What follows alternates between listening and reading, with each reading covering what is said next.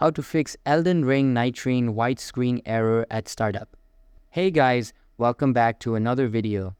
Today I'm gonna show you how to fix white screen issue when you're trying to launch Elden Ring Nightreign. Stick around till the end and let's jump in. First thing you need to do is close any overclocking apps that might be running in the background. Go down to taskbar and right click there. Open Task Manager.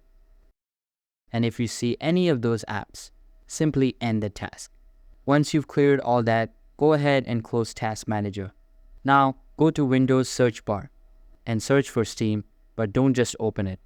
From the right menu, click Run it as administrator. This gives it the extra permissions it might need to launch the game properly.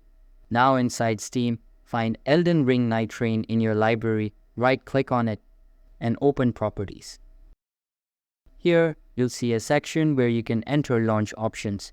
In there, just type this little command, -sign then, all capital letters, and write use available cores.